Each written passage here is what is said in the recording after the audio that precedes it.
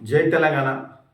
ఈరోజు భువనగిరి యాదాద్రి జిల్లా BRS party కార్యాలయంపై దాడి చేయడం చాలా దురదృష్టకరం.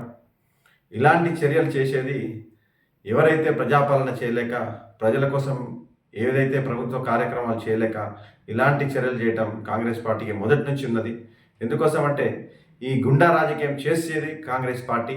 అసలు నేను ఒక్క విషయం అడుగుతా ఉన్నా, ఎన్ఎస్యుఐ వాళ్ళకు, యూత్ కాంగ్రెస్ వాళ్లకు, మీరు కొట్లాడాల్సింది బీఆర్ఎస్ పార్టీ కార్యాలయమే కాదు.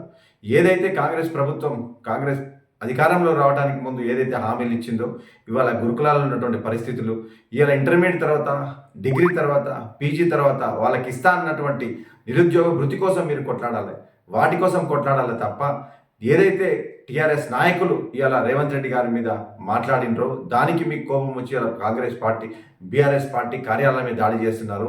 అదేవిధంగా మేము అనుకుంటే మీరు గత 10 సంవత్సరాల కాలంలో కేసీఆర్ గారిని తిట్టలేదు, కానీ ఏ రోజు కూడా మేము ఇలాంటి చర్య కానీ ఇలాంటి కార్యక్రమాలకు మేము పాల్గొనలేదు. అదే 10 సంవత్సరాల కాలంలో మేమే దాడులు దిగితే ఇలా కాంగ్రెస్ పార్టీ నాయకులు ఎక్కడ ఉండేవాళ్ళు, కాంగ్రెస్ పార్టీ కార్యాలయాలు కూడా ఇలా ఎక్కడ కూడా ఉండకపోతుండే. కానీ మీరు చేస్తున్నది, రాహుల్ గాంధీ మాత్రం ఆయన చెప్పేది ఒకటి, ఇక్కడ తెలంగాణలో జరుగుతుంది ఒకటి. రాహుల్ గాంధీ గారు ప్రతిరోజు ఈ భారత రాజ్యాంగాన్ని జేబులో పెట్టుకొని తిరుగుతూ ఉంటాడు, కానీ ఆ భారత రాజ్యాంగం తెలంగాణలో మాత్రం అమలు కావట్లేదు. మరి దానికి రాహుల్ గాంధీ గారు ఏం సమాధానం చేస్తారో చెప్పాలి, ఏం సమాధానం ఇస్తారో ప్రజలకు చెప్పాలి.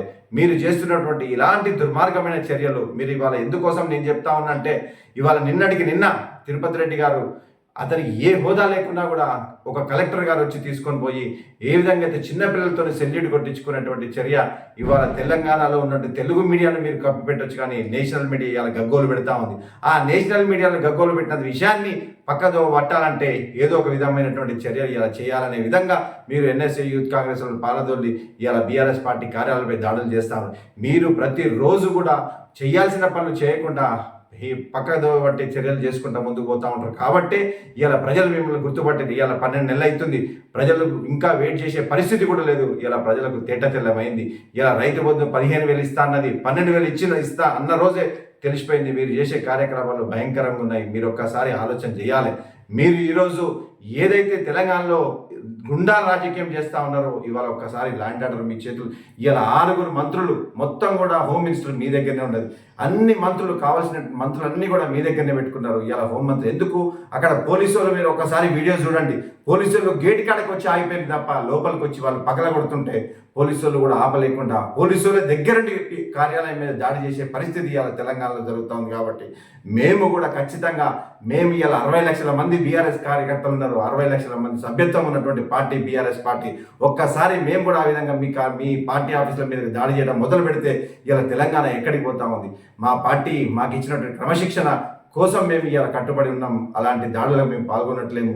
ఈ దాడులే ఈ తెలంగాణలో కానీ హైదరాబాద్లో మత కలహాలు, మీరు కాంగ్రెస్ పార్టీ ఏ రాష్ట్రంలోనే చూడండి, మీరు గత 10 సంవత్సరాల కంటే ముందు చూడండి, ఎప్పుడు చూసినా ఓల్డ్ సిటీలో మత కలహాలు ఉంటాయి.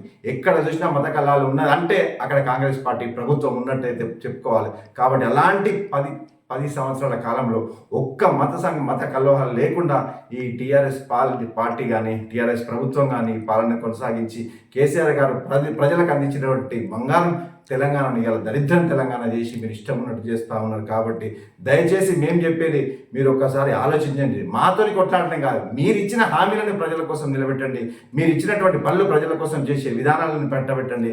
మీ ఆలోచన మొత్తం ప్రజల సంక్షేమం కోసం ఆలోచన చేయండి తప్ప బీఆర్ఎస్లను ఎట్లా కొట్టాలి, కేసీఆర్ గారిని ఎట్లా బెదిరించాలి, కేటీఆర్ గారిని జైలు ఎట్లా వేయాలి అనే ఆలోచన మాత్రం పక్కదోన బట్టి ఖచ్చితంగా ఇంతకంటే ఇంకెక్కువ దాడి జరిగితే మాత్రం బీఆర్ఎస్ పార్టీ కానీ బీఆర్ఎస్ పార్టీ నాయకులు కూడా చూస్తూ ఉండుకోరు. ఖబర్దారు నేను చెప్తా ఉన్న కాంగ్రెస్ పార్టీ నాయకులందరికీ కూడా నల్గొండ జిల్లాలో ఇలా అరాచకమైన పాలన జరుగుతూ ఉంది. నల్గొండ జిల్లాలో ఎప్పుడు ఏ ఘటన జరిగినా కూడా నల్లగొండ జిల్లా నుంచి మొదలవుతుంది. నల్లగొండ జిల్లా నాయకులకు కూడా చెప్తా ఉన్నాం, దగ్గరుండి మీరు ఇలాంటి కార్యక్రమాలు నేర్పుతా ఉన్నారు. కాబట్టి దయచేసి నల్లగొండ జిల్లా నాయకులకు మంచి రాజకీయాన్ని నేర్పండి, కానీ గుండా రాజకీయాలు నేర్పొద్దని మరొకసారి ఈ కార్యక్రమాలు కానీ ఇలాంటి చర్యలు వస్తే మాత్రం బీఆర్ఎస్ పార్టీ ఊరుకోదు. బీఆర్ఎస్ పార్టీ నాయకులు ఖచ్చితంగా ఎదురు దాడి తిరిగి మీకు తగిన బుద్ధి చెప్తామని తెలియజేస్తా ఉన్నాం.